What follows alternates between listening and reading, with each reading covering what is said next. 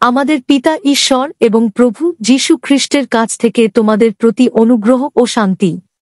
আমার ভাই ও বোনেরা, আজকের সুসমাচার আমাদের দুটি শক্তিশালী চিত্রের সাথে চ্যালেঞ্জ জানায়। ফল ধরে এমন গাছ এবং শক্ত ভিত্তির উপর নির্মিত ঘর। যীশু জিজ্ঞাসা করেন, আপনি কি ধরনের ফল ধরেছেন? এবং আপনি কোন ভিত্তির উপর নির্মিত আপনার জীবন? এই সহজ প্রশ্নগুলি আমাদের আধ্যাত্মিক যাত্রার হৃদয়ে খোদাই করা হয়েছে।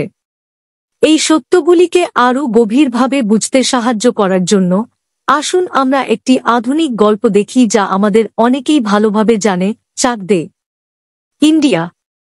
এটি কবির খানের অনুপ্রেরণামূলক গল্প বলে একজন ব্যক্তি যিনি অপমানে আহত হয়েছিলেন কিন্তু ভারতীয় মহিলা হকি দলের কোচ হওয়ার দ্বিতীয় সুযোগ পেয়েছিলেন, একটি অসম্ভব বৈচিত্র্যময় দল যা অনেক বাধার মুখোমুখি হয়েছিল। এই গল্পটি কেবল একটি ক্রীড়া নাটকের চেয়ে অনেক বেশি। এটি ভালো ফল ধরে এবং শক্ত ভিত্তির উপর নির্মিত হওয়ার অর্থ কি তার একটি প্রাণবন্ত উদাহরণ। যীশু বলেছেন, যে কোনো ভালো গাছ খারাপ ফল ধরে না এবং কোনো খারাপ গাছ ভালো ফল ধরে না। চাক দে ইন্ডিয়া এর খেলোয়াড়রা প্রথমে খারাপ ফল বহন করে খণ্ডিতকরণ, অবিশ্বাস, স্বার্থপরতা এবং অহংকার। তারা বিভিন্ন অবস্থা, পটভূমি এবং কখনো কখনো কুসংস্কার থেকে আসে, অনেকটা এমন একটি গাছের মতো যা ভিতরে যা থাকে তার কারণে তিক্ত ফল ধরে। তবু তাদের কোচ কবির খান তাদের উচ্চতর কিছুর দিকে আহ্বান করেন, দলগত কাজ, শৃঙ্খলা, ত্যাগ এবং ঐক্য। তিনি তাদের নিজেদের অহংকারকে উড়িয়ে দলের সেবা করতে এবং বৃহত্তর ভালোর জন্য খেলতে আহ্বান জানান। এটি একটি লক্ষণ যে তাদের হৃদয় পরিবর্তন হতে শুরু করে।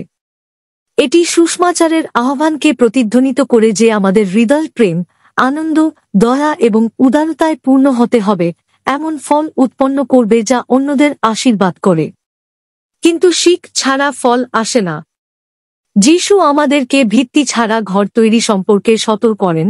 যখন ঝড় আসে তখন এই ধরনের ঘর ভেঙে পড়ে।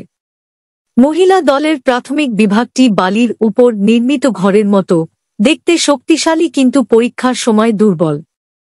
কবির খান তাদের বিশ্বাস, নম্রতা এবং শ্রদ্ধার উপর ভিত্তি করে একটি শক্ত ভিত্তি তৈরি করতে উৎসাহিত করেন। তিনি তাদের শেখান যে কেবল গভীর খনন করেই তারা জীবনের ঝড়, সন্দেহ, সমালোচনা এবং তীব্র প্রতিযোগিতার বিরুদ্ধে দৃঢ়ভাবে দাঁড়াতে পারে। আধ্যাত্মিকভাবে এটি আমাদের নিজেদেরকে জিজ্ঞাসা করতে আমন্ত্রণ জানায়, আমাদের জীবনের ভিত্তি কি? এটি কি ক্ষণস্থায়ী জনপ্রিয়তা, সান্ত্বনা, নাকি ব্যক্তিগত লাভ? নাকি খ্রিস্ট, সেই শিলা যিনি কখনো আমাদের হতাশ করেন না? কবির খানের মতো ঈশ্বর আমাদের নম্রতা, অধ্যবসায় এবং বৈচিত্র্যের মধ্যে ঐক্যের দিকে আহ্বান করেন। তিনি আমাদের প্রার্থনা, ধর্মীয় অনুষ্ঠান এবং প্রেমময় সেবার মাধ্যমে ভালো ফল ধরে রাখতে আমন্ত্রণ জানান। যখন পরীক্ষা আসে, সেটা অসুস্থতা, ক্ষতি, অন্যায় অথবা ব্যক্তিগত সংগ্রাম, আমরা কি দৃঢ়ভাবে দাঁড়াব নাকি হতাশ হব? ছবিটি থেকে আরেকটি শিক্ষা হল স্থিতিস্থাপকতা। কবির খান নিজেও অপমান এবং প্রত্যাখ্যানের মুখোমুখি হয়েছিলেন, ঠিক যেমন খ্রিস্ট ভুল বোঝাবুঝি এবং বিশ্বাসঘাতকতার মুখোমুখি হয়েছিলেন। তবু তাঁর আত্মা ভেঙে পড়েনি। তিনি সাহস এবং সততার সাথে নেতৃত্ব দেওয়ার জন্য আবার উঠে দাঁড়ালেন। খ্রিস্ট আমাদের এই একই অধ্যবসায়ের দিকে আহ্বান করেন। এই পৃথিবীতে তোমাদের কষ্ট হবে, কিন্তু সাহস রাখো, আমি পৃথিবীকে জয় করেছি। তার উপর আমাদের ভিত্তি আমাদের শক্তি দেয়, ঝড় এড়াতে নয় বরং তাদের মুখোমুখি হতে এবং কাটিয়ে উঠতে। অবশেষে চাক দে ভারত আমাদের বৈচিত্র্যের মধ্যে ঐক্যের শক্তি শেখায়। সুসমাচার ঘোষণা করে যে খ্রিস্টের মধ্যে ইহুদি বা গ্রিক কেউ নেই, এমন কোনো বিভাজন নেই যা আমাদের বিশ্বাসে আলাদা করতে পারে। দলের জয় কেবল খেলাধুলায় জয় নয়, এটি কুসংস্কার এবং স্বার্থপরতার উপর বিজয়। চার্চের একটি মডেল যা একটি দেহ এবং একই উদ্দেশ্যে কাজ করে। আজ এই আধ্যাত্মিক বার্তাটি কলকাতার হাওড়া সেতুর গল্পের সাথে একটি স্পষ্ট সমান্তরালতা খুঁজে পায়। ব্রিটিশ ভারতে নির্মিত ৮২ বছরের পুরনো এই ক্যান্টিলিভার সেতুটি এখনও দৃঢ়ভাবে দাঁড়িয়ে আছে এবং প্রতিদিন লক্ষ লক্ষ মানুষের সেবা করে চলেছে। দশকের পর দশক ধরে এর স্থায়িত্ব একটি সুনির্মিত ভিত্তি এবং ক্রমাগত রক্ষণাবেক্ষণের শক্তির প্রতীক।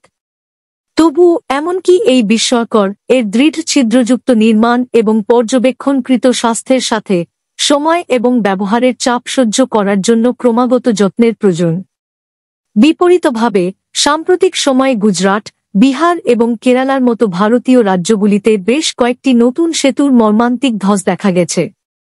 এই ঘটনাগুলি ভঙ্গুর ভিত্তির কারণে ঘটেছে, দুর্বল নকশা, রক্ষণাবেক্ষণের অভাব, নিম্নমানের উপকরণ এবং তদারকি ব্যর্থতা। কিছু সেতু ভারী বোঝা বা প্রাকৃতিক চাপের কারণে ভেঙে পড়ে, যার ফলে প্রাণহানি ঘটে এবং সম্প্রদায়গুলিকে ব্যাহত করা হয়। এই শারীরিক ধসগুলি যিশুর সতর্কবার্তার শক্তিশালী স্মারক। বালির উপর নির্মিত কোনো বাড়ি ঝড় সহ্য করতে পারে না।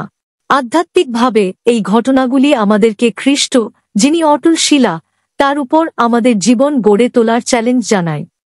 ভিত্তি এবং যত্নের প্রতি মনোযোগ না দিলে ভৌত কাঠামো ব্যর্থ হয়, এবং ক্ষণস্থায়ী মূল্যবোধ বা দুর্বল শিল্পের উপর নির্মিত জীবনও তাই।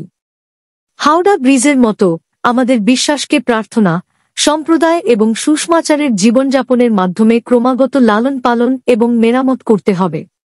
অতএব ভাই ও বোনেরা, তোমাদের নিজেদের জীবনের কথা ভাবো, তোমাদের কথা, কাজ এবং মনোভাব কি ফল দেয়? এগুলো কি দয়া, ধৈর্য এবং করুণার বীজ, নাকি তিক্ততা এবং অহংকারের বীজ? তোমরা কোন ভিত্তি স্থাপন করেছ? এটা কি খ্রিস্ট নাকি বালির পরিবর্তন? খেলাধুলা, ধর্মগ্রন্থ এবং এমনকি আমাদের বিশ্বের অবকাঠামো থেকে প্রাপ্ত এই শিক্ষাগুলি আমাদের মনে করিয়ে দাও, কেবল খ্রিস্টের উপর দৃঢ়ভাবে দাঁড়িয়ে আমরা ভালো ফল পেতে পারি এবং জীবনের ঝড় সহ্য করতে পারি। এই সপ্তাহে তোমাদের ভিত্তি আরও গভীর করার জন্য একটি পদক্ষেপ নাও, হয়তো প্রার্থনা, ধর্মগ্রন্থ পাঠ, ইউক্যারিস্ট গ্রহণ অথবা সেবায় এগিয়ে আসার মাধ্যমে।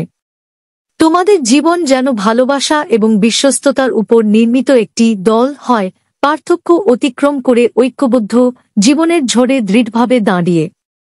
আসুন আমরা প্রার্থনা করি। স্বর্গীয় পিতা, আমাদের প্রচুর ফল ধরে এমন ভালো গাছ হতে সাহায্য করুন এবং পাথরের উপর নির্মিত শক্তিশালী ঘর হতে সাহায্য করুন, তোমার পুত্র যীশু খ্রিস্ট। আমাদের নম্রতা, ঐক্য এবং অধ্যবসায় দান করুন যাতে যখন পরীক্ষা আসে তখন আমরা দৃঢ়ভাবে দাঁড়াতে পারি এবং পৃথিবীতে তোমার প্রেমের সাক্ষ্য দিতে পারি। আমিন। প্রভু তোমাকে আশীর্বাদ করুন, তোমাকে রক্ষা করুন এবং প্রতিটি ভালো কাজে তোমাকে ফলপ্রসূ করুন। আমিন।